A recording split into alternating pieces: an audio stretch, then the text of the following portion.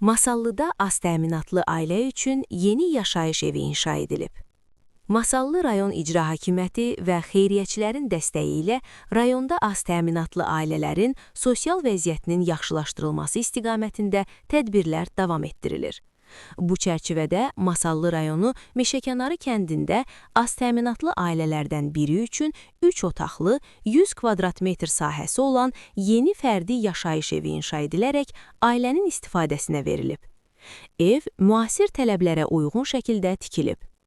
Açılış mərasimində Masallı rayon icra hakimiyyətinin başçısı Araz Əhmədov, millət vəkilləri Fəzail İbrahimli, Anar İskəndərov, Cavanşir Paşazadə, Elman Nəsirov, Məşhur Məmmədov, YAP Masallı rayon təşkilatının sədri Seyfəddin Əliyev, rayon icra hakimiyyətinin birinci müavini Tohid Hüseynov, hüquq mühafizə orqanlarının nümayəndələri, rayon icra hakimiyyətinin aparatının ərazi təşkilat və ictimai-siyasi məsələlər şöbəsinin sektor müdiri, ictimaiyyət təmsilçiləri və kənd sakinləri iştirak ediblər.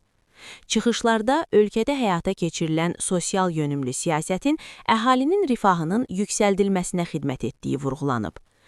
Ev daxilində keçirilən səmimi görüş zamanı rayon rəhbərliyi, ailə üzvləri və uşaqların iştirakı ilə rəmzi olaraq tort kəsilib.